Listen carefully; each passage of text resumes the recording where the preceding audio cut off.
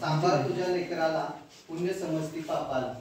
राष्ट्रसंत गाडगे बाबा जे प्रवचन करायचे, कीर्तन करायचे, त्या कीर्तनातले त्यांचे एक प्रसिद्ध वाक्य की ते लोकांना गोपाला गोपाला म्हणायचे, देवकीनंदन गोपाला म्हणायचे। आणि सांभाळ तुझ्या लेकरांना कशासाठी सांभाळ? कारण ते करतायत पाप पण म्हणतायत पुण्य। आणि म्हणून गाडगे बाबा दिवसा त्या गावामध्ये झाडू घेऊन संपूर्ण गावाचा कचरा साफ करायचे आणि रात्रीच्या वेळी हातामध्ये 2 दगड घ्यायचे, एकमेकांवरती ते आपटून गोपाला गोपाला हे त्यांचं भजन सुरू व्हायचं। आणि रात्री गावातल्या लोकांच्या मनामध्ये देवासंदर्भात, धर्मासंदर्भात, कर्मकांडांच्या संदर्भात, व्यसनांच्या संदर्भात जी जळमट आहे ते दूर करायचा प्रयत्न करायचे। त्या गाडगे बाबांना मी सर्वप्रथम वंदन करतो। आज आपल्या कॉलेजचा कॅम्प भटवाडी या ठिकाणी सुरू आहे, विशेष संस्कार शिबिर, आणि त्यानिमित्त मला आपल्याशी संवाद साधण्यासाठी कदम सरांनी बोलावलं। सरांच्या सोबत असणारे पाटील सर, गावडे सर, पोळ मॅडम, आजच्या कार्यक्रमाचे अध्यक्ष देशमुख साहेब, उपस्थित आपण सर्व विद्यार्थी आणि विद्यार्थिनी। भारत हा 21व्या शतकात वाटचाल करतोय। एकीकडे आपण भारताची विज्ञानातली जर प्रगती बघितली तर जगामध्ये सगळ्यात अग्रेसर असणाऱ्या अमेरिकेला, चीनला आणि जपानला जे जमलं नाही ते आपण केलं। आपण एका वेळेला आकाशामध्ये 105 देशांचे उपग्रह सोडू शकतो। आपण एका वेळेला आकाशात 105 देशांचे उपग्रह सोडू शकतो। आजपर्यंत 78च्या वर कोणी उपग्रह सोडू शकले नाहीत। इतकी विज्ञानामध्ये आपण प्रगती केलेली आहे। परवाच मंगळावरती यान पोहोचवलं तुम्ही पाहिलं असेल। आता आपली एक बग्गी सूर्याचा वेध घेण्याकडे धावत आहे। इतके विज्ञानामध्ये आपण प्रगती पथावरती असताना सुद्धा कधी कधी असा प्रश्न पडतो की भारत खरंच 21व्या शतकात आहे की 21 शतकामध्ये चाललेला आहे। एकीकडे आपण चंद्रावरती मंगळावरती जातोय, चंद्रावरती जातोय, सूर्याचा वेध घेतोय, आणि त्याच वेळेला आपल्या देशामध्ये अश्मयुगात जशी माणसी नग्न होती तशी नग्न फिरणारी माणसं आहेत। देवाच्या नावाने, धर्माच्या नावाने अनवाणी फिरणारी माणसं आहेत। फार पूर्वीच्या काळी जेव्हा विज्ञान नव्हतं, काही कशा नव्हते, माहीत नव्हतं, त्यावेळेला जी कर्मकांड चाललेली होती ती आज असलेली आपल्याला दिसतात। उपास, तापास, नवस, मंत्र, तंत्र, जादूटोणा, बुवा बाबांचा देश तर म्हणून भारत प्रसिद्ध होतो की कशी भीती आहे। एक काळ आपल्याकडे संतांचा देश, समाजसुधारकांचा देश होता। आज बुवा आणि बाबांचा देश आहे की अशी भीती वाटते। ते आपल्याकडे येतात आणि आपल्याला तत्वज्ञ असं सांगतात की शंकराच्या पिंडीवरती जो बेल असतो त्या बेलाला मध लावून पान ठेवलं की मुलगा पास होतो। जगामध्ये मग शाळा आणि महाविद्यालय करायची गरज नाही जर असं कोणी पास होत असेल तर, आणि आपण ऐकत राहतो कारण आपण विचार करत नाही। मित्रांनो, अंधश्रद्धा कुठे जन्म घेते? जिथे आपण विचार करायचं सोडतो, जिथे आपण श्रद्धा ठेवायला शिकतो, जिथे आपण विश्वास ठेवायला शिकतो। आणि ती श्रद्धा कशी? चिकित्सा न करता इतरांनी करतायत म्हणून आपण करायचं, कुणीतरी उपास करतोय म्हणून आपण करायचं, कुणीतरी नवस करतोय म्हणून आपण करायचं, कुणीतरी बकरं कापतोय म्हणून आपण करायचं, किंवा पूर्वजांनी हे करत आलेत म्हणून आपण करायचं। अशी एक परंपरा सुरू आलेली आहे। श्रद्धा कशाला म्हणायचं? की जे चिकित्सा केल्यानंतर टिकते तिला आपण श्रद्धा असं म्हणतो, आणि चिकित्सा केल्यानंतर टिकत नाही त्याला अंधश्रद्धा असं आपण म्हणतो। 2 अधिक 2 4च, मग ते तुम्ही करा, अमेरिकेतला कोणी करू द्या किंवा ऑस्ट्रेलियातला कोणी करू द्या, कुठेही करू द्या, ते 2 अधिक 2 4च होणार। माणूस बदलला की तिथं बेरीज बदलत नाही। पाणी 0° तापमानाला कोटणारच, ते इथेही कोटणार, अमेरिकेतही कोटणार, जगामध्ये कुठेही कोटणार, आणि कुणी केलं तरी कोटणार। आणि त्यामुळे हे विज्ञान लक्षात घ्या। तसं इकडे अध्यात्माकडे नाही, अध्यात्माकडे एखाद्यालाच प्रचिती येते, बाकीच्यांनी फक्त ती ऐकायची असते। आणि म्हणून अनेक वेळेला आपल्या देशामध्ये असे यंत्रणा स्थापन झाले अगदी प्राचीन काळापासून की आपण त्याच्यात मागे लागावं, प्रगती आपली करू नये। आपल्या देशामध्ये काही देव, दैव, प्रारब्ध, नशीब, ज्योतिषी, मुहूर्त अशा अनेक प्रकारचे सर्कल तयार केलेले आहे, आणि आपल्या पिढ्यानपिढ्या त्याच सर्कलमध्ये अडकत राहिल्या आणि आपण प्रगतीकडे कधी गेलोच नाही। आणि म्हणून जे 12व्या शतकापासून 17व्या शतकापर्यंत आपल्याकडे संत झाले, संत ज्ञानेश्वरांच्या पासून संत तुकारामांच्या पर्यंत, आणि त्यानंतर गाडगे बाबांपासून ते तुकडोजी महाराजांच्या पर्यंत, या प्रत्येकाने हे सांगितलं की बुडती हे जन न देखवे डोळा म्हणून ही कळवळा येत असे। हे जग आहे त्यांना चुकीचा देव आणि चुकीचा धर्म सांगितला, आणि त्यामुळे त्याच्याच पाठीमागे लोक धावायला लागले। आपल्या देशामध्ये तर देवांचं विक्रमी रेकॉर्ड आहे। बाहेरच्या देशांमध्ये ख्रिश्चन धर्मात एकच देव आहे, इस्लाम धर्मात एकच देव आहे। आपल्याकडे 33 कोटी देव तर आधीपासूनच आहे, आणि दररोज शेकडो देव आपल्याकडे तयार होतात। देव तयार करणारी माणसं आपल्याकडे आहे, इतकी श्रद्धा असणारी माणसं आपल्याकडे असलेली दिसतात। एकदा एका राजाच्या दरबारामध्ये 2 राजपुत्रांची भांडणं सुरू होती। एक राजपुत्र म्हणायचा की हत्ती जी आहे ना ती आपल्या पिलांना अंडी घालून जन्म देते। दुसरा राजपुत्र म्हणाला अजिबात नाही, हत्तीन ही डायरेक्ट पिलाला जन्म देते. तुमचं काय मत आहे? डायरेक्ट का? कारण तुम्हाला माहित आहे, तुम्ही बघितलंय. मग प्रधान जो होता त्या प्रधानाकडे हे भांडण गेलं. प्रधान फार हुशार होता. तो म्हणाला सत्याची बाजू घेणं सत्य पुढे शहाणपणाचं नाही. त्यामुळे इथं सत्याची बाजू न घेता त्यानं व्यवहारिक दृष्टिकोन घेतला आणि त्याने राजाला असा निकाल दिला. त्याचा असा आहे म्हणाले, हत्तीन फार डांबीस प्राणी. तिच्या मनात आलं तर ती अंडी घालून पिलाला जन्म देते आणि तिला जर वेळ नसा तर डायरेक्ट पिलाला जन्म देते. तसं आपल्याकडे झालेलं आहे. भक्त इतके डांबीस आहे, भक्तांना जर वाटलं की देवाला डायरेक्ट जन्म द्यावा, आपल्याकडे शेकडो देव डायरेक्ट प्रकट झालेले आहेत. आणि भक्ताला वाटलं की नाही अशा पद्धतीने नाही, आपलं लग्न होतं तसं देवाचंही लग्न व्हायला पाहिजे. मग भक्तांनी देवांशी लग्न लावली. आपल्याला जशी मुलं बाळ होतात तशी देवालाही झाली पाहिजेत. पण त्याने देवालाही तशीच मुलं बाळ तयार केली. आणि असे अनेक ग्रंथ आहेत. फक्त एका ग्रंथाचं उदाहरण देतो. या जगाचा निर्माता ब्रह्मदेव आहे असं वेदामध्ये म्हटलं. हळूहळू ब्रह्मदेवांचे उपासक कमी झाले आणि विष्णूचे वाढले. जिथं ज्या देवाचे वर्चस्व वाढतं कधी वाढतं त्याचे भक्त वाढले. मग विष्णूवाल्यांनी विष्णू पुराण लिहिलं. आणि तो फोटो कधी तुम्ही पाहिला असेल पा की विष्णू समुद्रामध्ये एक नागाचं असं ते वेटोळ केलेली गादीसारखी असते पा, शेषनागाची शय्या असते. त्याच्यामध्ये विष्णू झोपलेले असतात. खाली लक्ष्मी त्यांची पाय दाबत असते आणि त्या विष्णूच्या बिंबीतून असं एक वर नाभी कमळलेलं असतं आणि त्या नाभी कमळाच्या वरती ब्रह्मदेव असतात. विष्णू पुराणात असं सांगितलं की ब्रह्मदेवाने काही निर्माण केलं नाही, तुमचाच ब्रह्मदेव आमच्या विष्णूच्या नाभीतून निर्माण झाला. म्हणजे भक्त जेवढा डॅम्बिस तसा देव त्याचा अवतार घेत असतो. भक्त ज्याचा शाकाहारी त्याचा देव शाकाहारी, भक्त मांसाहारी त्याचा देव मांसाहारी, भक्त उघडा नागरा त्याचा देव पण माळरानावर आणि भक्त श्रीमंत त्याचा देव एसी मध्ये. हे आपल्या देशातल्या देवाचं धर्माचं गणित आहे, लक्षात घ्या. आणि अशा प्रकारचं गणित सगळीकडेच आहे. आणि अशा पद्धतीने जी देव निर्माण झाली त्या देवांना संत तुकारामांनी सेंद्री हेंद्री दैवत असं म्हटलंय. देव म्हणते मोठे मोठे पूजताती दगड गोटे. कितीतरी तुम्हाला उदाहरण सांगता येतील. ज्ञानेश्वरांनी देखील अशा देवांना विरोध केलेला आहे. अनेक संतांनी केलेला, अनेक अभंगामध्ये तो आपल्याला पाहायला मिळतो. मी गाडगे बाबांचं उदाहरण तुम्हाला देऊन अगदी सोप्या भाषेत सांगेन. गाडगे बाबा जेव्हा रात्रीच्या वेळी गावामध्ये कीर्तनाला लोकांना बोलवायचे, कीर्तनाला बोलवल्यानंतर आता तुम्ही प्रत्यक्ष तुम्हालाही मी प्रश्न विचारतो, छाती ठोकपणे कोण सांगू शकेल की माझ्या गावात इतकी मंदिर आहे? आपल्या आयुष्याची 20 वर्ष आपण गावात घालवली असतात, 11 वर्ष, कुणीही सांगू शकत नाही की माझ्या गावात इतकी मंदिर आहे. पण गाडगे बाबा सांगू शकत होते, कारण गाडगे बाबा दिवसभर ते गाव पूर्ण झाडून काढायचे. सगळी तेव्हा देवळ कुठं आहे, कुणीकडे तोंड करायचं सगळं माहित असायचं. आणि मग गाडगे बाबा विचारले, बाबा तुमच्या गावात किती नेमके देव आहेत? तर गावकऱ्यांनाच माहित नाही, इतके गावकरी भक्तवान असायचे.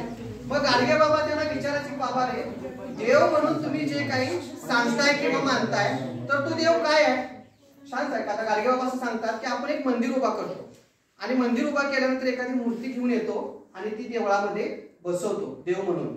मग गाडगे बाबा म्हणतात की बाबा रे ती देव म्हणून बसवल्यानंतर त्या देवाला आंघोळ करायचं वाटत असेल की नाही? आपण आंघोळ करतो ना रोज एकदा तरी. मग तुमचा देव आंघोळ करतो का? तर ते नाही म्हणायचे. मग आंघोळ केल्यानंतर आपण आपली कपडे घालतो, तसा देव तुमचा कपडे तरी घालतो का? नाही घालत. पुजारीच आंघोळ घालतो, पुजारीच कपडे घालतो. ठीक आहे म्हणाले.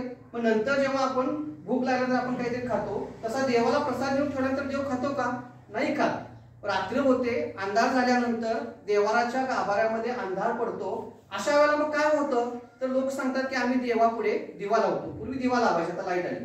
मग गाडगे बाबा म्हणायचे, बाबा रे तुम्हाला जो देव म्हणून सांगितला तर तो देव स्वतःचे कपडे स्वतः घालू शकत नाही, स्वतःचे आंघोळ स्वतः करू शकत नाही, स्वतःच्या जेवण स्वतः खाऊ शकत नाही, स्वतःच्या देवाऱ्यामध्ये जो स्वतः उजेड पाडू शकत नाही, तो तुमच्या आयुष्यात काय पाडणार आहे? तुम्ही चुकीच्या देवाची धारणा करताय असं गाडगे बाबा म्हणायचे.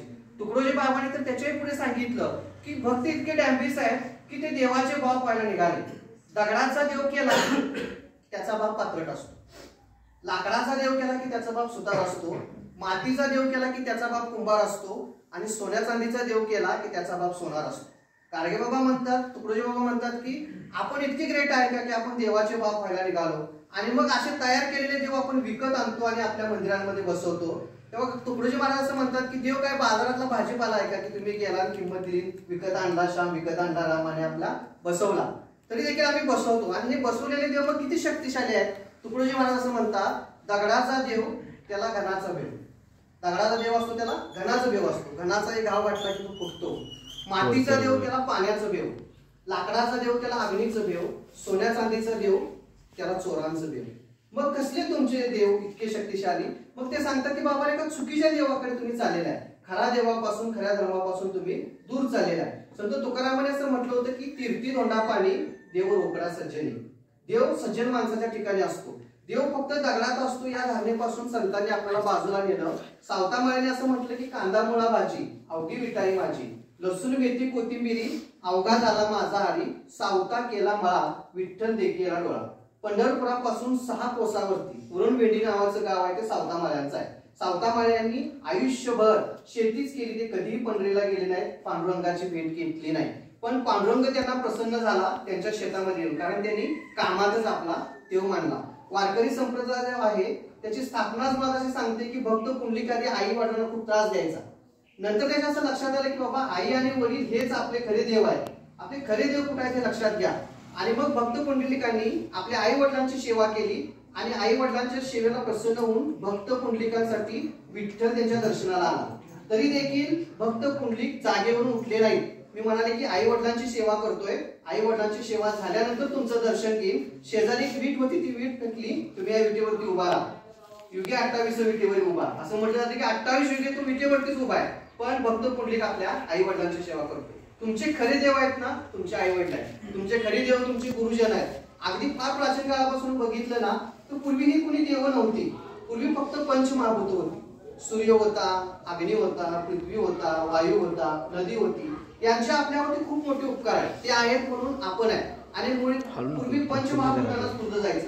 अशा मंदिरं वगैरे काही नव्हती, लक्षात घ्या. नंतर जसं भक्त हुशार होत गेला तसं तुमच्या आमच्या शोषणासाठी ही सगळी यंत्रणा तयार केलेली आपल्याला दिसून यायला लागते, या देवांना निर्माण केलेलं. आणि मग त्याच्याविषयी शंका घ्यायची नाही, प्रश्न विचारायचा नाही. शंका घेतली, प्रश्न विचारला की पाप लागतं. आणि पाप लागला माणूस कुठे जातो? नरकात जातो. आपल्याला कुठे जायचं आहे? इतर अंबा मेनका उर्वशी सेवेला असतात. म्हणजे एक चित्रण आपल्याला सगळं तयार करून ठेवलेलं आधीपासून. आणि त्यामुळे कधी शंका घ्यायची नाही. महाभारतामध्ये एक कथा आलेली आहे पाखंडी नावाची. राजा आणि राणी दर्शन घेऊन निघालेले असतात आपल्या राजवाड्याकडे आणि समोरून एक पाखंडी येत असतो. पाखंडी म्हणजे काय? कुठली गोष्ट सांगितल्यानंतर लगेच विश्वास ठेवत नाही, तो विचार करतो, प्रश्न विचारतो, शंका घेतो, असा माणूस. आणि मग अशा माणसाला राजा आणि राणीनं दोघांनी पाहिलं. राणीनं त्या पाखंडीला पाहिल्यानंतर सूर्याकडे पाहिलं. राजाने मात्र त्या पाखंडीला पाहिलं, सूर्याकडे पाहिलंच नाही. राजा घरी गेला, राणी घरी गेली आणि राजा काही वेळात मेला. मेल्यानंतर मग तिने ज्योतिषांना बोलावून घेतलं आपल्या आणि म्हटलं असं काय झालं? तर म्हटले पाखंड्याचं दर्शन झाल्यामुळं आघात झालेला आहे. मग आता काय होईल? आता तुझा नवरा कावळ्याच्या, कुत्र्याच्या, डुकराच्या जन्माला जाईल.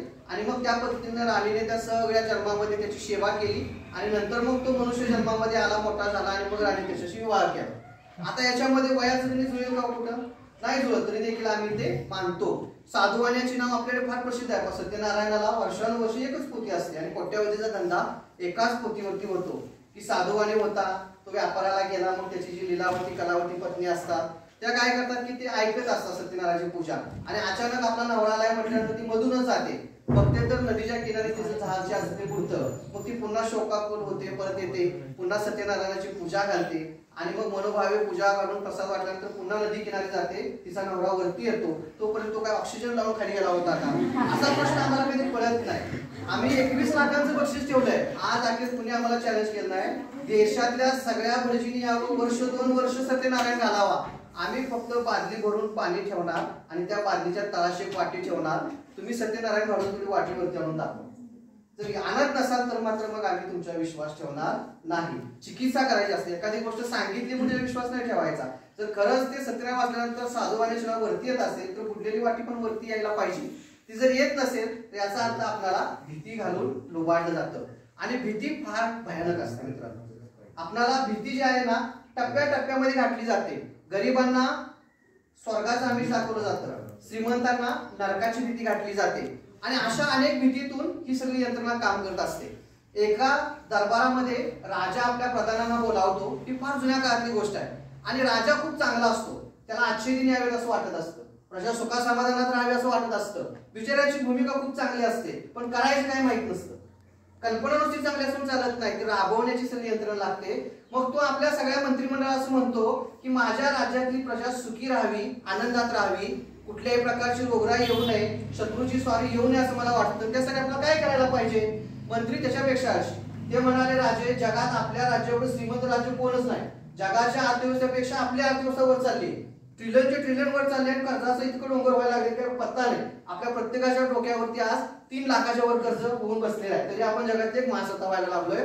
मग ते म्हणतात की राजे आपल्या राज्यावर प्रगत राज्य जगातच कुठे नाही, त्यामुळे तुम्ही काही काळजी करू नका, निवांत राहा, आम्ही निवांत राहतो. तेवढ्यात एक साधू येतो. आता बाकी आपल्याकडे एक पहिल्यापासून आपल्या मनात आहे की साधू म्हणजे भगव्या वेशात आला, पांढऱ्या वेशात आला. काही साधू असे काही नच घालता येतात, लग्नच येतात अंगाला वगैरे राख लावून, ते झुंडी वगैरे तर त्यावेळेला ते आले ना आपण लगेच पाया पडतो. असं वाटतं की हे जगात सगळ्यात मोठी पवित्र मानव आहे की काय, तो कसा तयार झाला काय नाही काही बघत नाही. तो साधू आल्यानंतर सगळे देवदर्शन त्याचं घेतात, दर्शन घेतात. आणि तो साधू राजानं दर्शन घेतलं तर राजाला म्हणतो, महाराज तुमचे जे मंत्रिमंडळ थप्पा मारते म्हटले, मी आता हिमालयातून जाऊन आलो, तुमच्यापेक्षा जास्त प्रगत तिथे लोक आहेत आणि खूप सुखी आहेत. राजा म्हणाले, हिमालय कुठं, आपलं राज्य कुठं, कसं काय लगेच आला?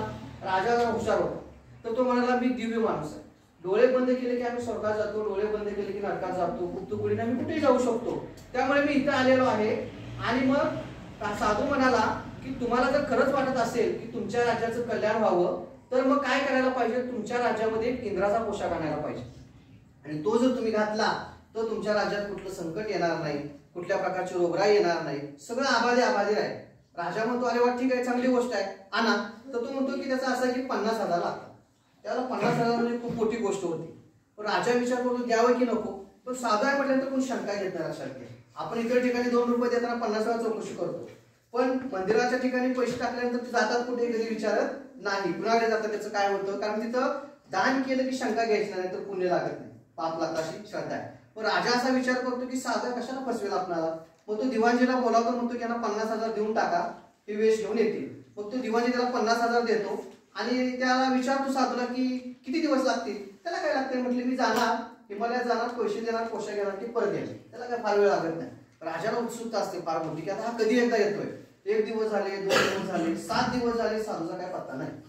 राजा म्हटला बहुतेक आपल्याला चुना लावलेला दिसतोय, साधू आहे म्हणून याच्यावर विश्वास ठेवला. पण हा गेला, आता काय करायचं, शोधायचा कुठे पत्ता नाही काय नाही. असं चक्रा मारत मारत राजा परेशान होतो. बघत बघत एक महिना जातो, जो काही प्रजेच्या कल्याणासाठी पैसा असतो तो साधूला दिलेला असतो. तर प्रजेचं कसं करायचं कल्याण हा त्या चिंतेत असतो. आणि अचानक साधू येतो एका महिन्यानंतर, भर दुपार झालेली असते, त्या दुपारच्या वेळेस साधू येतो. साधू आल्यानंतर राजा नमस्कार करतो. त्या साधूच्या मागे 4 भले मोठे पैलवान असतात, पुढे 2 मागे 2, मध्ये एक पेटार असतं, ते पेटार ठेवतात आणि नमस्कार करतात. राजा नमस्कार करतो आणि साधूला म्हणतो, तुम्ही लगेच येणार होता, एवढा दिवस कसे काय लावले. तर तो म्हणाला, असा आहे, मी दिव्य पुरुष आहे, ती सामान्य माणसं आहेत, ती कशी काय लगेच येतील, आणि इंद्राचा पोशाख काय मी घेऊन येणार नाही, सामान्य माणसं घेऊन येणार. म्हणजे ठीक आहे. आणि मग ते म्हणतात, या आता इकडं तुम्हाला इंद्राचा पोशाख घालूया. पेटार असतं, ते पेटार उघडतात. उघडल्यानंतर राजा आपण बघतो त्यात काहीच नसतं. राजाला घाम पडतो. हा म्हटले याच्यात काहीच नाही. तसं नाही म्हटले, हा इंद्राचा पोशाख आहे, हा फक्त त्यालाच दिसतो ज्याचा बाप खरा असतो.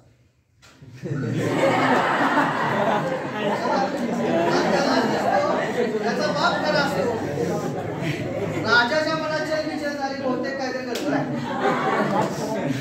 राजाला राजाने विचार चालू केला, जर ह्या साधूला मला फसवायचं असतं तर 50,000 घेऊन गेलाच होता, परत याची काय गरज आहे. परत आला, तो आला एकटा आलाय का, 4 पैलवान घेऊन आलाय आणि मोठं पेटार घेऊन आलाय. याचा अर्थ हा खरा आहे, आपल्याच बापात पडला.